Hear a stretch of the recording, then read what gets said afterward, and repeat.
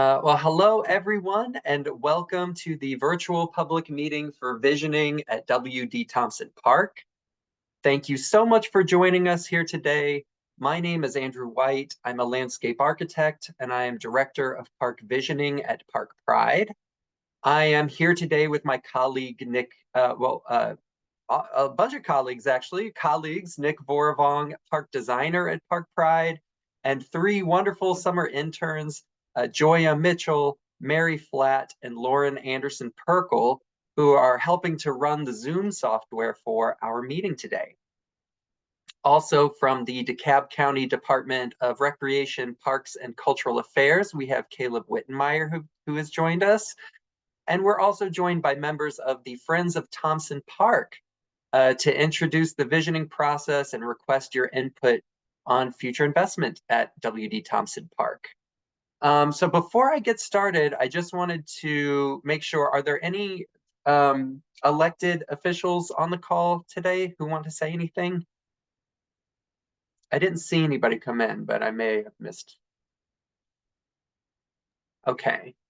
If they do pop in afterwards, I may take a minute, pause the presentation, and allow them to say some words. But until that happens, I'll invite Caleb Wittenmeyer with the DeKalb County Green Space Manager to share a few words. Thanks so much, Andrew.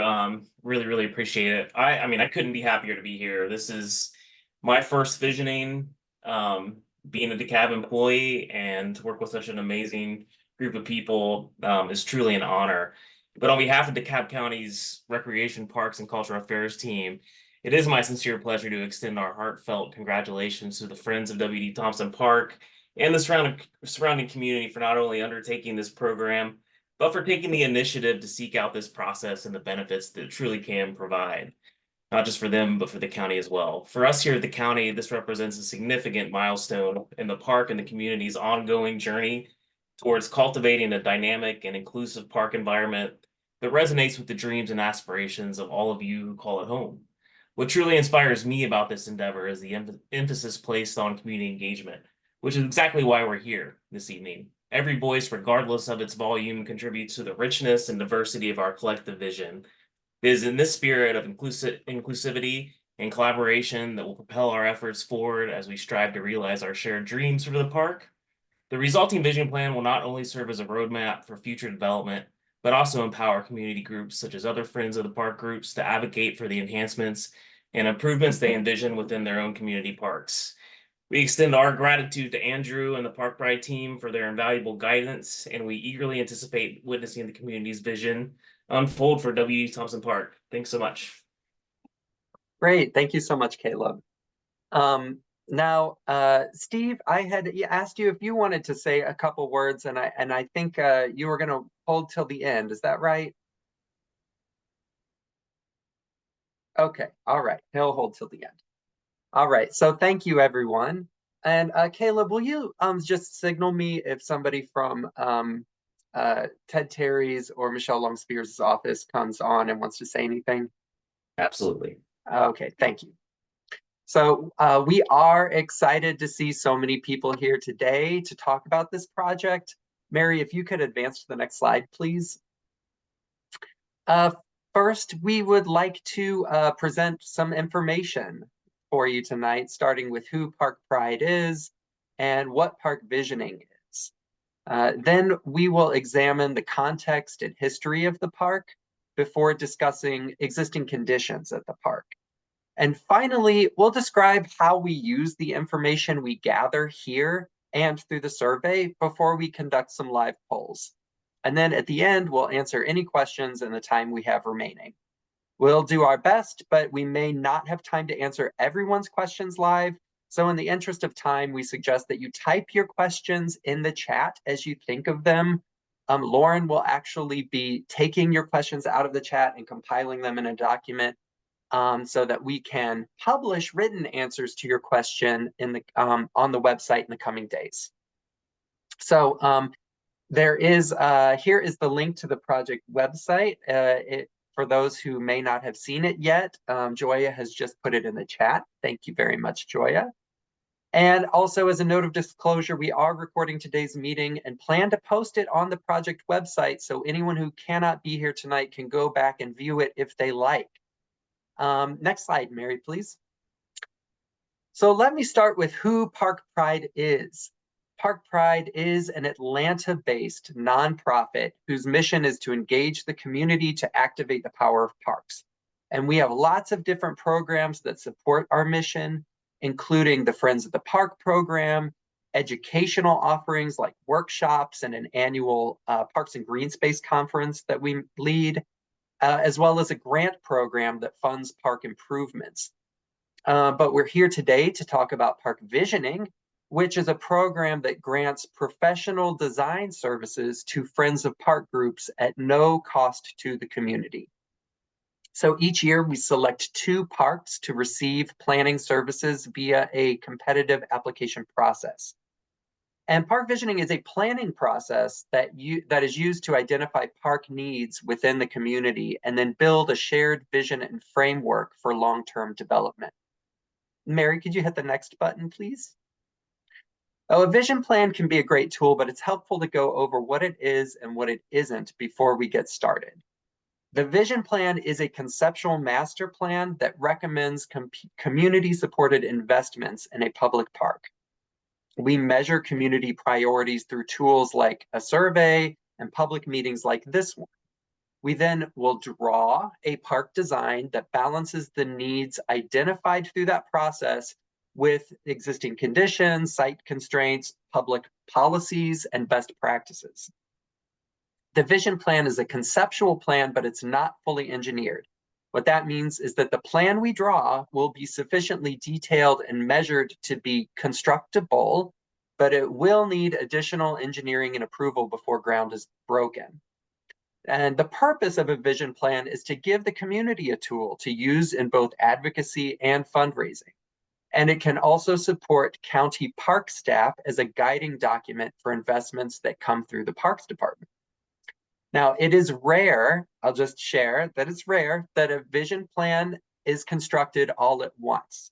The plan is aspirational in nature and is likely going to be phased in over time. Importantly, park vision plans are not automatically funded. As of right now, this project, there are no projects identified yet through this process, but there's no dedicated funding for park improvements yet. It also has no weight of law unless and until it's adopted by the County Board of Commissioners. However, it is the intent and expectation that this plan will seek and achieve official adoption as an official master plan of the county. The vision plan is neither a promise from Park Pride nor is it a mandate on the county. Next slide. When completed, the vision plan will be packaged in a full written report that includes all the information we collected, how we collected it, information about the site, community-supported recommendations, and an opinion of probable costs for individual projects. Next slide. So I'm going to take a few minutes here to orient y'all to the park, discuss its context, and share just a little bit of history. Next slide. As you may have already guessed, W.D. Thomson Park is in unincorporated DeKalb County and is under the purview of the DeKalb County Department of Recreation, Parks, and Cultural Affairs. It is in County Commission District 2, which is represented by Michelle Long Spears, and Super District 6, which is represented by Ted Terry. The park, you see a map here on the screen. The park is bordered by Mason Mill Road to the south, Mason Woods Drive to the west, and Vestavia Circle to the east. And all around the park, mostly all around the park, has 41 single-family homes whose backyards back up to the park, mostly on the northern and mostly on the eastern and western sides. There's also a multifamily apartment community bordering the park to the north called Caliber Woods, which has its very own entrance to the park. As you see on this map, the park sits just north of Emory University, the Atlanta VA Medical Center, and the Centers for Disease Prevention and Control. The Toco Hill Shopping Center is also right next door. Now, you'll see on this map, there are green dots around the edges of the park that show all the different ways that you can get into the park right now. The main entrance is off Mason Woods Drive, and it's the only entrance that cars can use. So all the other ones are accessible to pedestrians only. The main pedestrian entrance is along Mason Mill Road, and that's the one that's close to the playground. So it's frequently used by parents to access the playground, quick access to the playground from Mason Mill. There are also two pedestrian entrances along Vestavia. One is up at the tippy top of the street at the very end of the cul-de-sac, and the other one's about halfway up, and it makes use of an old section of right-of-way to get into the park through that way. And as I mentioned, Caliber Woods Apartments has their own dedicated entrance that brings residents directly onto the nature trails. And the last thing I'll mention is this pink line that sort of squiggles all around the park. And what that represents is the area that is within a 10-minute walk of any one of those park entrances. So the 10-minute walk is a common metric that park planners use to help determine park access for residents. And in urban areas, it's sometimes a stated goal to bring as many people as possible within a 10-minute walk of a park. So that's why it's up there. But as you can see, most of the area within the 10-minute walk of W.D. Thomson is residential in character, making this a great neighborhood scale park that is within walking distance of many households and the MARTA bus number 19 along Candler Road there. So anyone who, next slide, please, Mary. Anyone who uses the park knows that there are a bunch of creeks that run through it. None of those creeks have official names, but they all feed into the South Fork of Peachtree Creek, which flows westward into the Chattahoochee River and from there into the Gulf of Mexico, after changing names to the Apalachicola River after it crosses into Florida. So we are in the Chattahoochee River watershed here. And being so close to the South Fork of Peachtree Creek and Emory University also means that the park is super close to some existing and planned multi-use trails in the area. And you can see from this map here that the solid lines are existing multi-use trails and the dashed lines are future planned trails. And you can see how close the park is to connecting to those trails on this map. Next slide. We also took a look at some of the nearby parks to get a sense of what existing park amenities are already close by. After all, W.D. Thomson Park does not exist in a vacuum, right? It is part of a larger park system. And so we want to be cognizant of what other nearby parks are offering. And the two closest parks happen to be Mason Mill Park and Lullwater Preserve, which isn't really a park. It's owned and managed by Emory, but it's sort of a park in that it's publicly accessible and open and accessible green space. Mason Mill is more of a regional park that draws people from many miles away. It offers features like a dog park, multi-use trails. It's got a recreation center, a senior center, and an enormous tennis center that has 17 courts all available for play. Lullwater Preserve is much more naturalistic with preserved historic features, trails, woods, sort of a natural experience. And it's important to note that W.D. Thomson Park is classified by the county as a neighborhood park.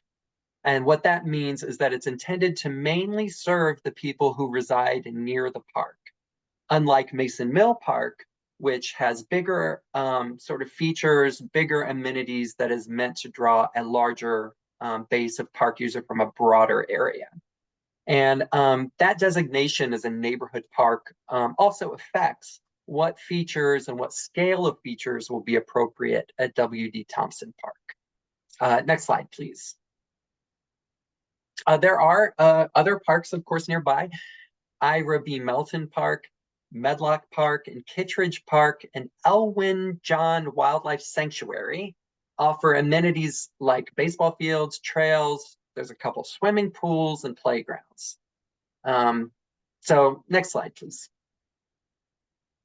So now let's get into some history.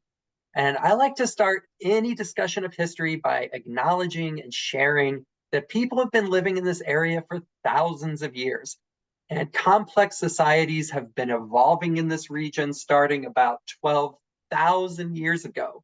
So if you think, I like to sort of think about how long a time that is. So if you think about how long ago 2,000 years ago was and what was going on in the world 2,000 years ago, like Christianity was starting out, the Confucius was rising through the ranks of Chinese royalty. The Rome was putting down like rebellions in Germany. So we're talking that length of time times six. And that's how long people have been living in this part of the world.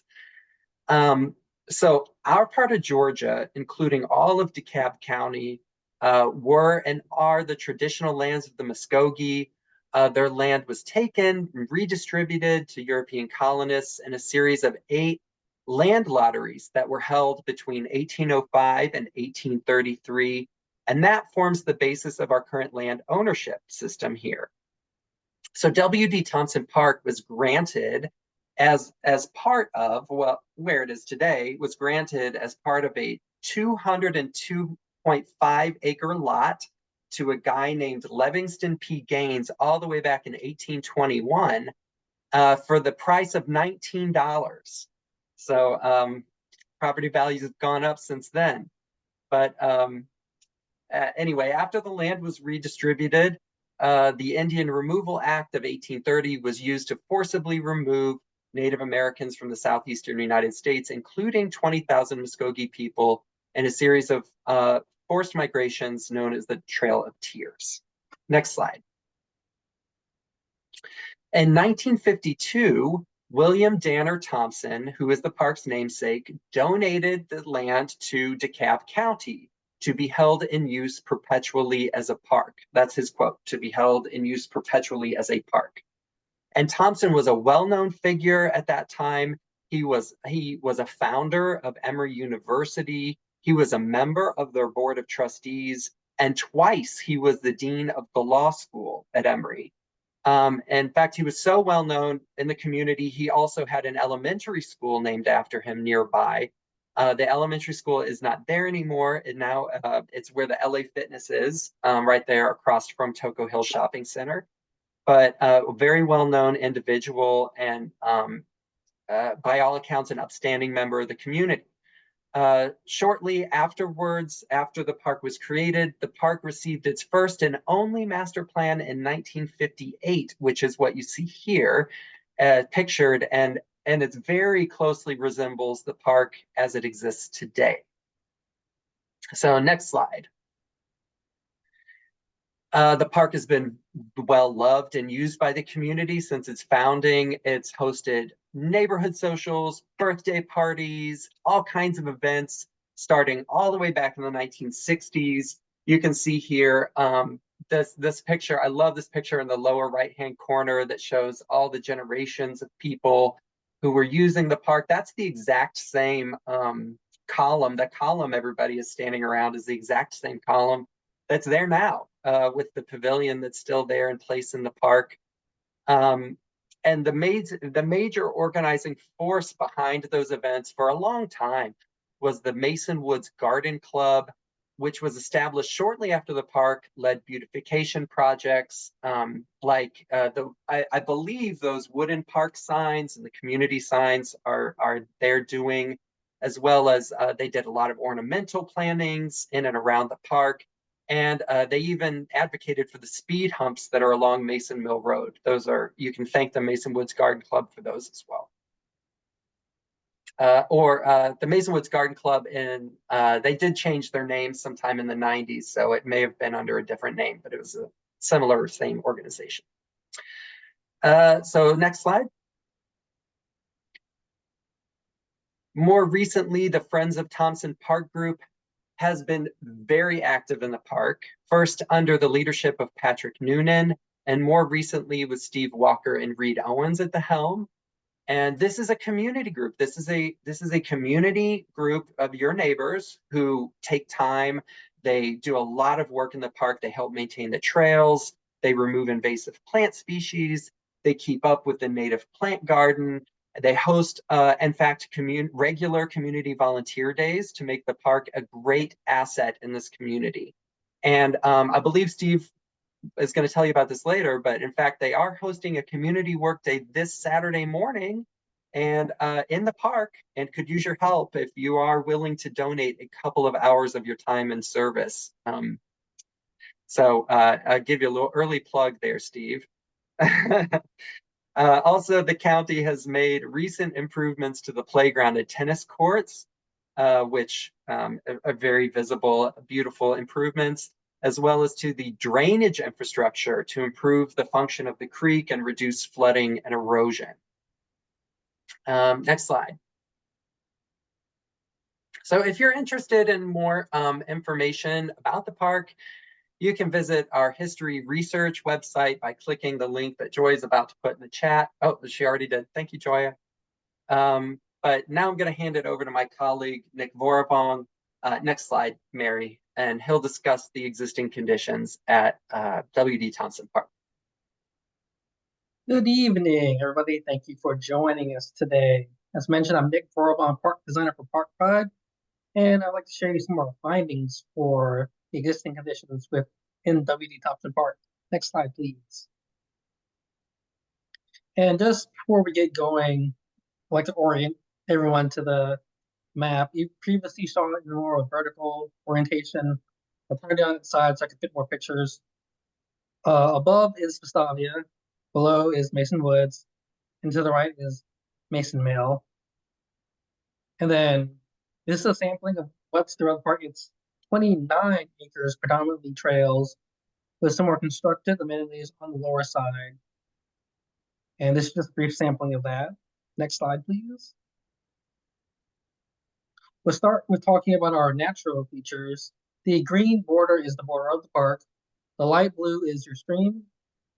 The darker blue adjacent to it is your stream buffer. And the orange to the right is your floodplain. We'll talk about the floodplain first. Next slide, please. The floodplain, it's on the lower end of the park. So the powers that be deemed it to be a flood area. In this case, it's classified as X-shaded, which means it's between a 500-year and a 100-year floodplain. Another way of understanding it is there's a 0.2 to 1% chance of it flooding. And by flooding, we mean it's going to reach a certain elevation called your base flood elevation to quantify as flooding. But anyone who's been to the park knows there's still issues down, especially on filling with mud and standing water. So while it may not have a catastrophic flooding event, there's still things that can be worked on. Next slide, please. And now we're going to talk briefly about stream buffers. The stream that goes to the park, part of the South Fork Peachtree Creek, has 75 feet on either side. And in this area, development is prohibited. So things like dog parks, permanent structures, or paved trails typically aren't going to be allowed in stream buffers. And that's just to protect the native feature and have it perform at its highest capacity in terms of preventing erosion, infiltration, and similar things. Next slide, please. Now we're going to talk about more of the constructed features. I think one of the most beloved features in the park is the trail system. At the top end, whether you see the number 3, that's the Colorado Woods entrance. And that's roughly the highest part of the trail. And it's where you can start the blue and white trails, which gives you more of an overlook experience. The green and red trails give you more of a lowland creek experience. All of them tie back to number 1, which is your asphalt trailhead. And the community, especially Friends of Thomson Park, have done a great job blazing trails and providing wayfinding signage so that no one gets lost within this trail system. Next slide, please. And now we'll look at the southern end, closer to Mason Woods and Mason Mill and Mason Woods. That's correct. And then As you can see on the left, just a key map to get you oriented. We're at the bottom end. And then we'll just go through some of these features. You have your entry sign, which is next to the only vehicular entrance. The previously mentioned tennis courts, which look great, recently renovated within probably the past year. Next, you have the basketball hoop, which, interestingly enough, is only one of the basketball facilities in the area based in the park.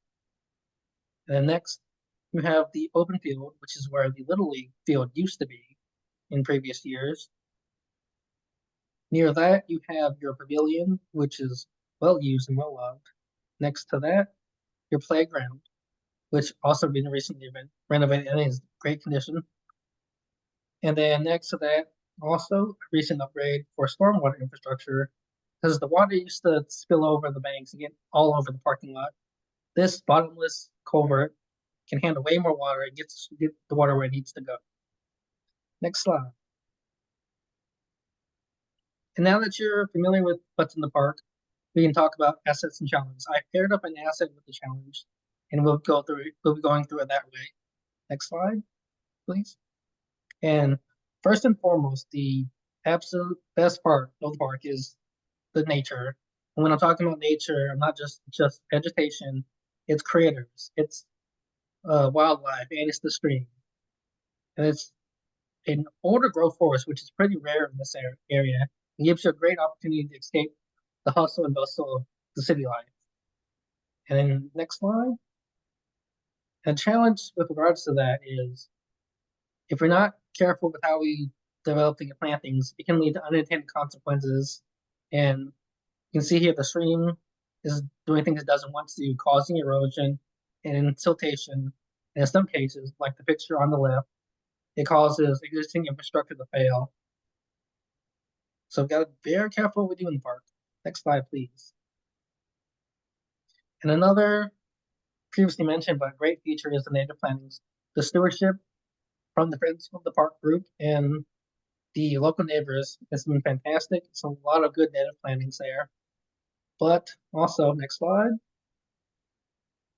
There are challenges with invasives. Invasive is a aggressive growing plant that will outcompete all the native plantings for resources such as water, sun, and nutrients in the soil. And they've done a lot of work, great work to get rid of these invasives. These are just some of them. There are many more varieties in the park. Next slide. And once again, like it's worth repeating that the newly paved tennis courts and the playground are incredible, and they really add values to the park and get a lot of use. And on the other end, we have the pavilion and the basketball hoop. Have seen better days, a little wear and tear. I don't know if you can tell from the pavilion picture, but it's not as good a shape as it was in our history pictures. But a lot of untapped potential there. Next slide. And then I'll turn it back over to Andrew. Thank you for having us. I had to find my unmute button. Thank you so much, Nick. That was a wonderful presentation of the park and as it exists today, and all of the great things about it, as well as some of the challenges, right, that the park is dealing with. So next slide, please. So this next exercise this is the community input part of the presentation. Okay, so our sort of presentation about the park is over, and now we're moving into the part where we want to hear from y'all. So this next exercise is going to lead us in the creation of what we call guiding principles, okay? And these are the big ideas that will guide our recommendations for future investments in the park. And this is an analogy we sometimes use to explain, and you may have heard it before. You may be familiar with this idea of if you have like a jar, right, or a glass. I have a glass of water right here, but pretend it's a jar. And you want to fit big rocks, little rocks, and sand all in this small jar, right? So if in order to get all of that in, you have to start with the big rocks first, so that so that the space they occupy can be filled around it with like the little sand and the pebbles. Those are the details of like the specific recommendation, but the big rocks are the things that are sort of the most important things to get in first. And that's what these guiding principles are, right? The guiding principles are the big rocks of the visioning process. So we're going to share draft guiding principles for this vision plan at the next public meeting, and we'll base them on the results of this meeting as well as the data we get from the survey responses. The last thing I'll mention is that each design idea we come up with for the park, we always want to make sure that it upholds at least one of the guiding principles so that we are staying true to the intent of the community's desires. Okay, so next slide. So it's interesting. The guiding principles that we want to create for this park are not the first ones that this park has had. So we wanted to share two other sets of principles that have been part of this park's history. So you'll see there are three right here. And these were written by W.D. Thomson in a letter that accompanied his deed to the county. And these are his wishes, right? And he said in his letter too that it may not be possible to do these things, but that this was sort of his wishes as he was deeding the property over to the county. One, that a direct pedestrian link be made between W.D. Thomson Elementary School and the park. Two, that the private property on the east and west sides of the park be appropriately marked so that park users will not trespass on private land. And three, that the property not be arranged to permit automobiles into the area. So these principles obviously were not really principles in the sense that he polled the community to find out. These were his sort of wishes when he bequeathed the land. And they were made before, in fact, the communities, Vestavia and Mason Woods, were even constructed. So you can see here that they weren't entirely predictive of the park's future. But next slide.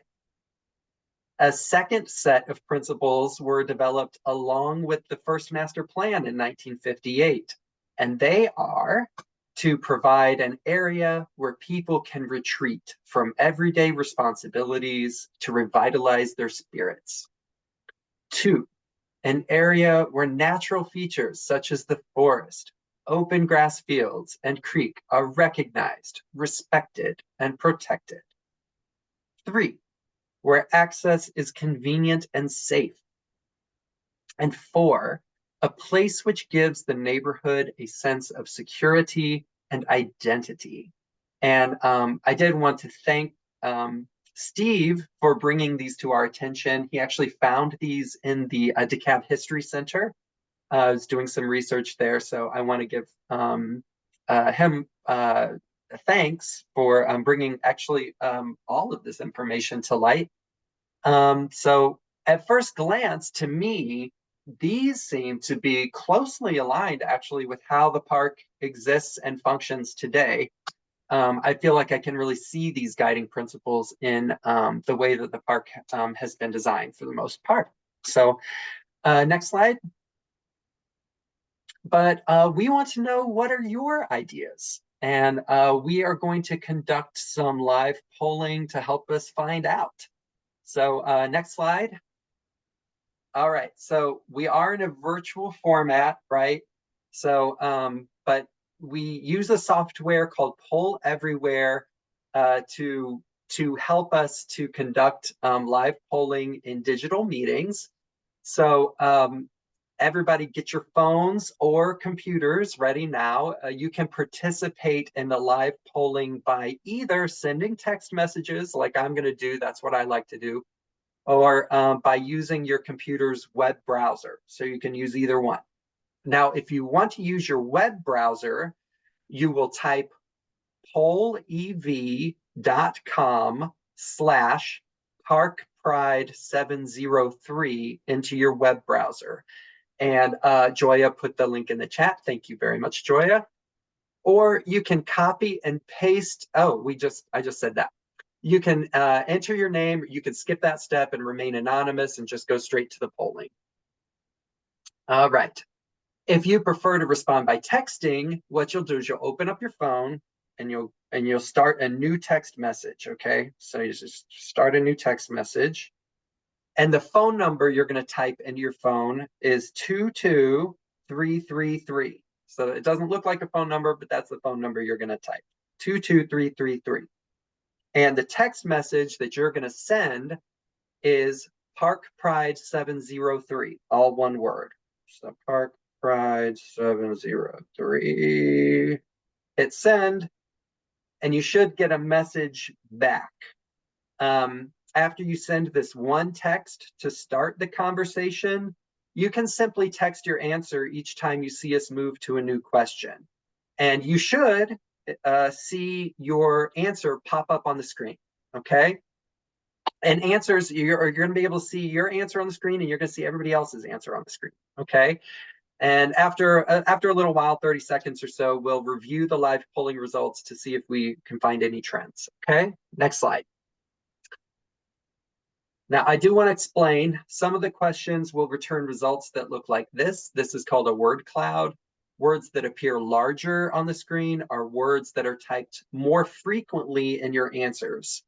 However, each word is counted separately. So we recommend that if you have a short phrase that you want to display together, say you want to type basketball court, then the way we recommend you do that is to combine your answer into one word. So just get rid of that space between the words. Or you can also use, I think it works if you can use like a dash or a hyphen or just some way to connect those two words so that they display together.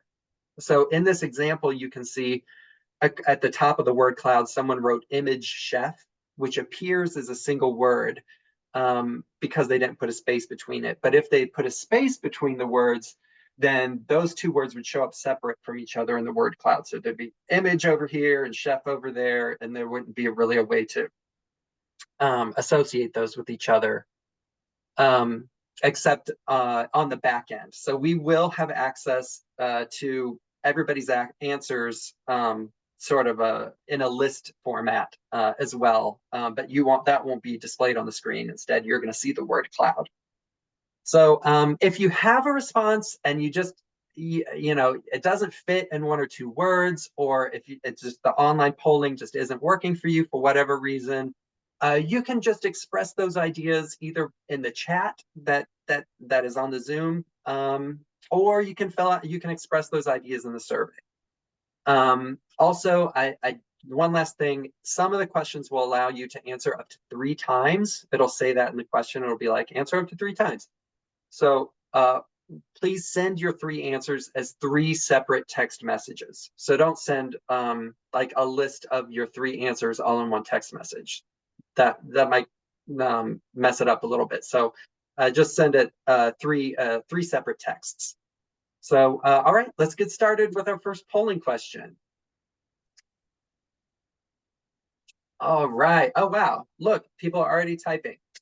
Okay, so what we would like to know is because these 1958, whoops, what happened? One more? Okay. All right.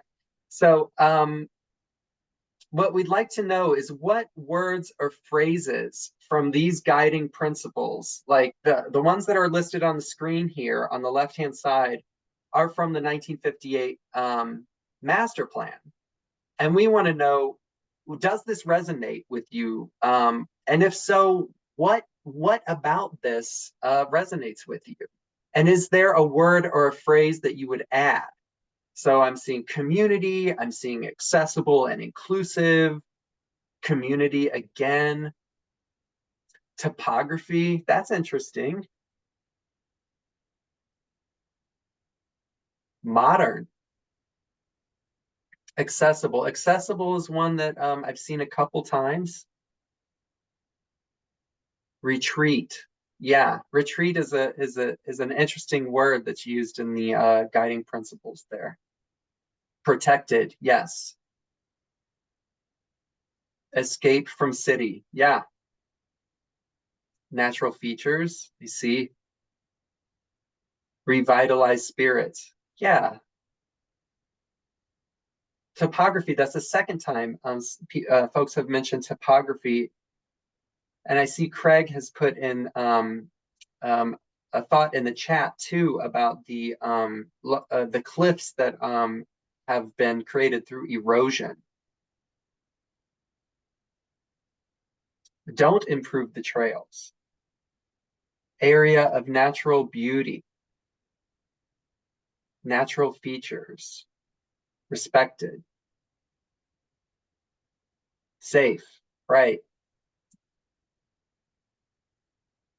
protected. All right. I mean, I'm definitely feeling like some themes are emerging here. A lot of feelings about protection, safety, preserving natural areas, and those feelings of retreat, escape from the city, also accessibility, neighborhood security. And I see Bobby has written something in the chat. Thank you, Bobby. The earthen trails, yes. Unique asset with unique benefits. Yes. It is a unique place for sure. Okay. I think since the responses have slowed down, let's go to the next question. So this is one of those word cloud questions, okay? So we want to know, what do you like, in one or two words, what anchors you in this community? Like why do you love, what do you love so much about living in this place? What keeps you here? Because we want the park to enhance the community. We want the park to be part potentially of what anchors you here. Walkable, yeah. Central, yes. Nature, near the woods, yeah. I like love. That's a nice answer too. Yeah, nature got big. See, so that means more people are typing the word nature. Good neighbors. Oh, wow. Okay, it's popcorning up there. I see sense of calm. If you can just start typing the oh, okay. Uh, I just got a question about Bobby, are you able to speak on the phone right now? Are you using your phone, or are you using your the web browser? Both. Okay. If you just enter your answers on the phone, it should pop up here on the screen without you needing to do anything special. Okay. Yeah. But I am seeing a lot of really great answers here. I really love the good neighbors, the connectedness, the sense of calm, community. Our yard connects to the park. That's great. All right. Well, oh, okay. Are getting a couple more answers here. Yeah.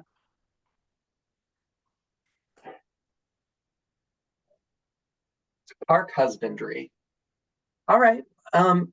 I mean, is there anybody else? Just got a second or two to type in your any last answers? But I see nature was the one that was typed the most, or at least according to the size of that word, along with accessible, walkable, community, green space, good neighbors, safe, and central.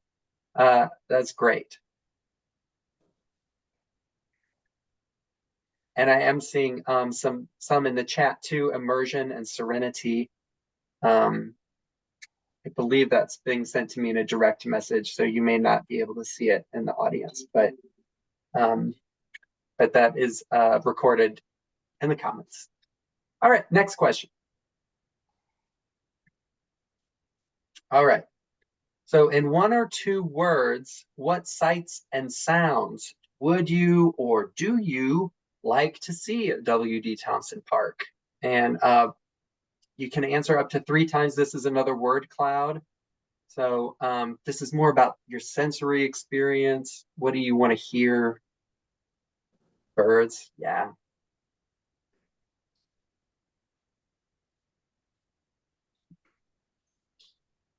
Ooh, frogs.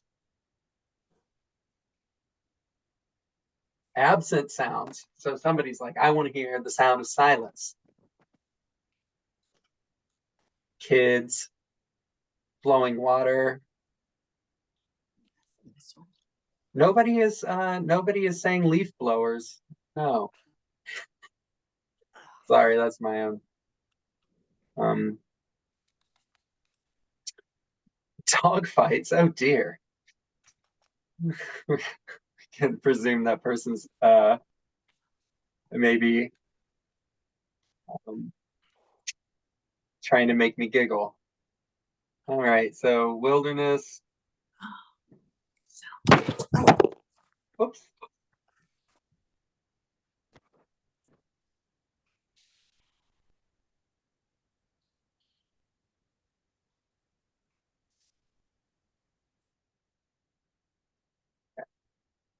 So a lot of nature sounds here. Owls, birds, creek, wind, flowing water, forest, kids. Yeah. Frogs, deer. I don't know what sound deer make. But oh well, then maybe that's sights rather than sounds, of course.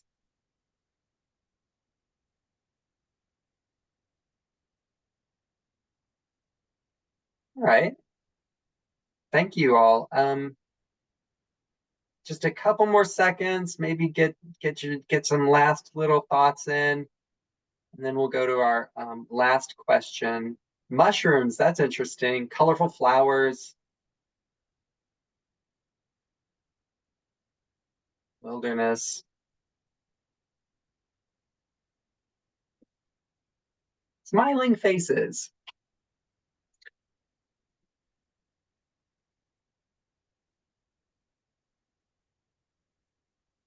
Okay, I definitely see some themes here, very strong themes of nature sounds here, as well as play and kids.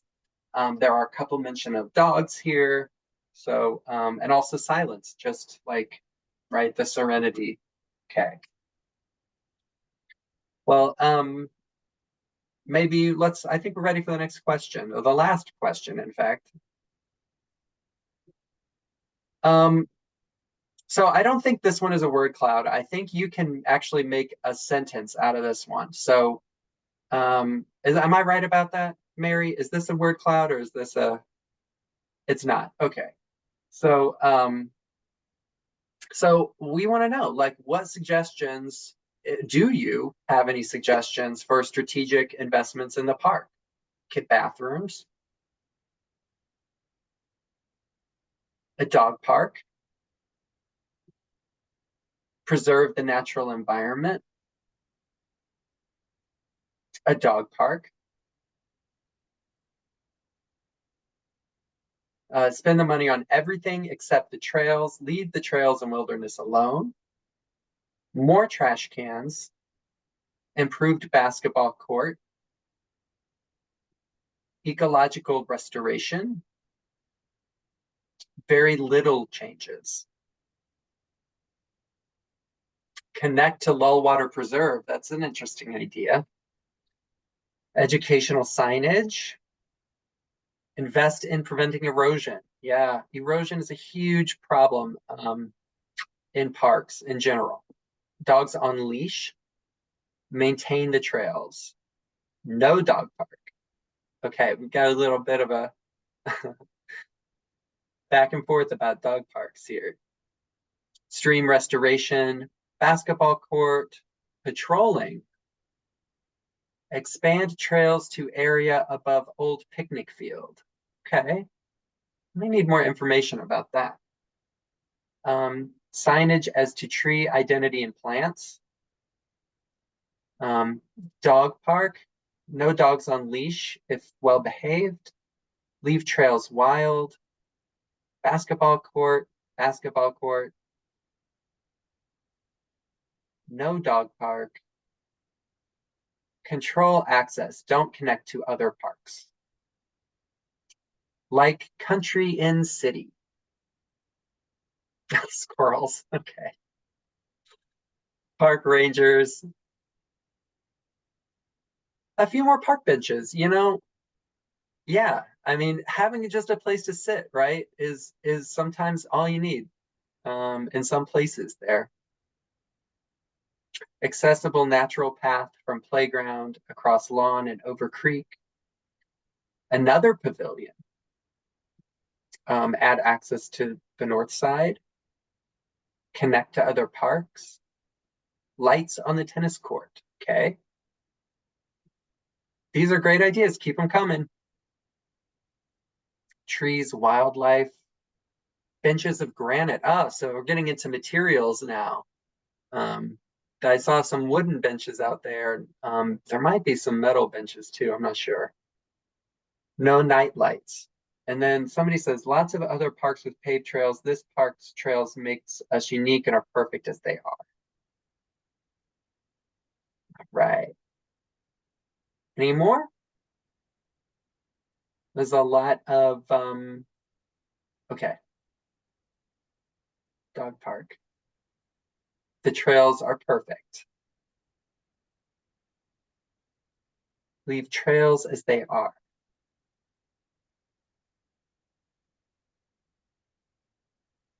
All right. Is there any more?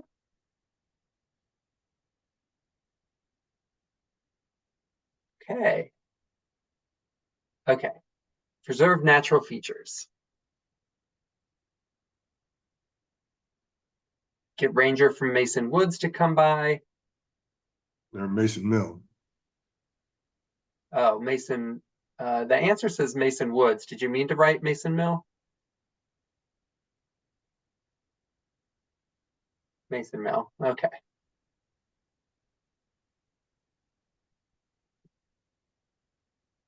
All right. Are we slowing down here? It seems like maybe we're reaching the end. We're certainly reaching the end of our time.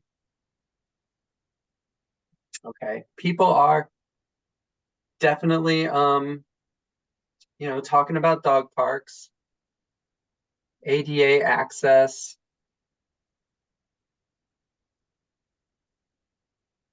All right. Well, these are all really great proposals to consider. So what we're going to do is, next slide, please, Mary. And I think I saw one last answer come in, but okay, natural area well positioned. Okay, a few more answers. Get them in. All right, get them in. Okay.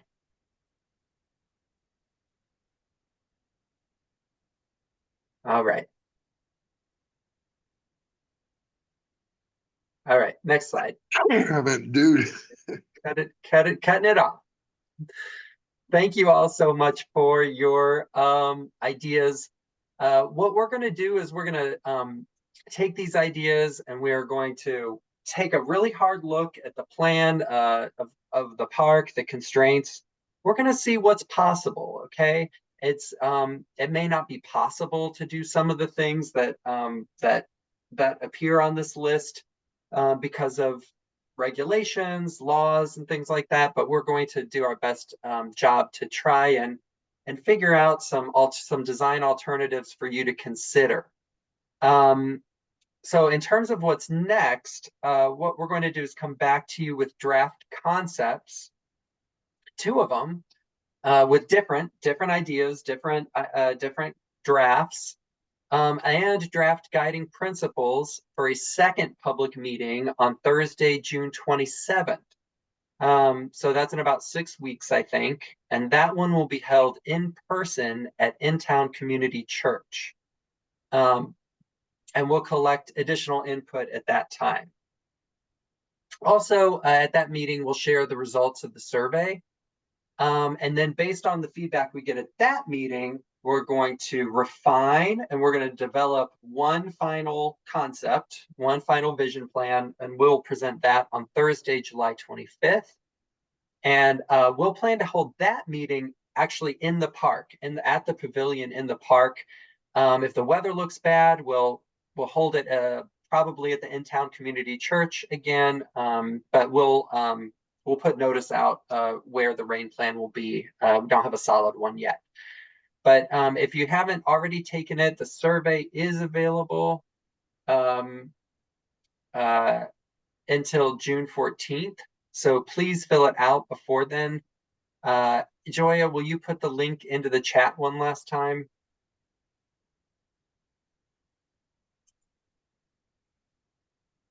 And then, in the time remaining, let's do some questions. I did see Buckley put in the chat, be upfront that floodplain and waterways preclude dog parks from the start. We did mention that. I do.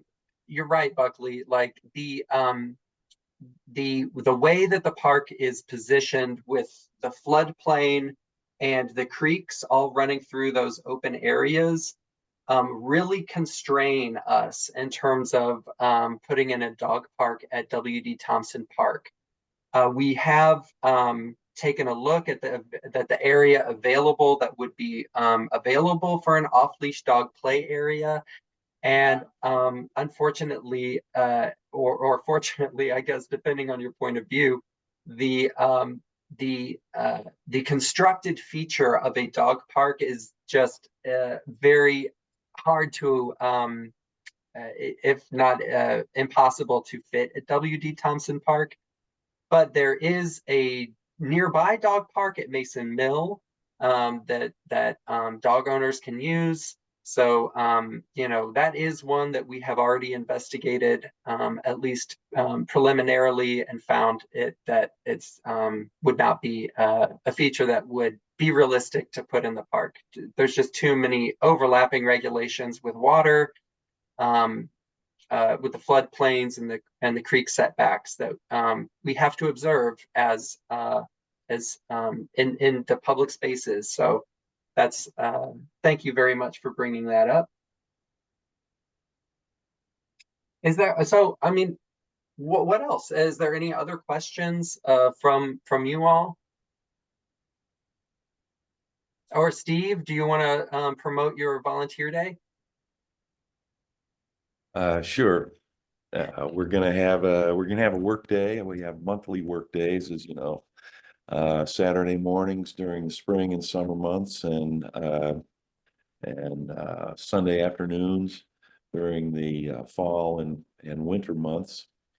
And since we have like 1 minute left, I would like, on behalf of everybody here, and certainly on behalf of the volunteer group Friends of Thomson Park, I'd like to thank you, Andrew, and your team, and everybody at Park Pride that supported us over the years, as well as the good folks at the DeKalb County Parks and Rec, who've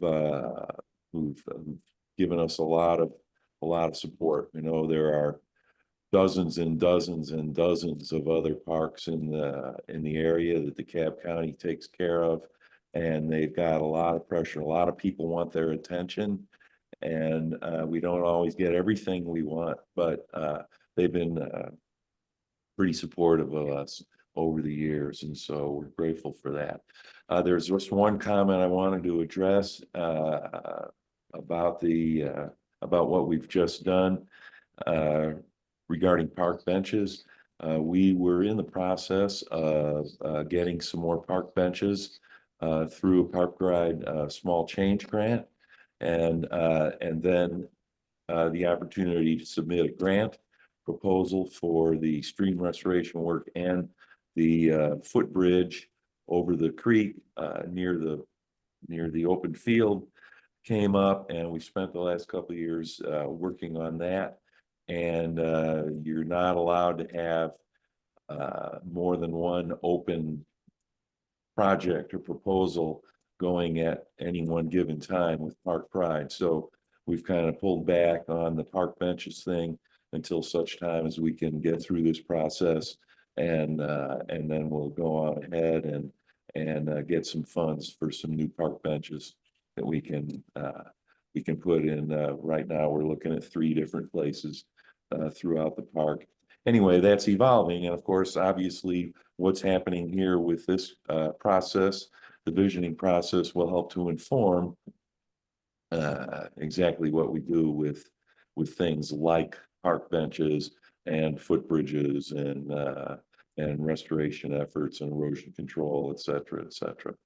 So if in future meetings anybody has any questions about what we've done and our ongoing efforts in that area, I'd be glad to answer those questions. But my main message here is, yes, we do have a scheduled work day this Saturday morning. Noticed the last couple of days that we might be expecting rain, and we always hate to postpone these things, but that could happen. If it's not raining and it's not too mucky and wet and muddy on Saturday morning, we'll be there, and we would love to see you for any amount of time that you can possibly spend down there. Every little bit, we're all just volunteers and neighbors and friends, and no obligations, but every little bit that you can help is certainly appreciated. And of course, the wildlife in the park and everything else appreciates what we do down there as well. So hope to see you. Thanks, Andrew.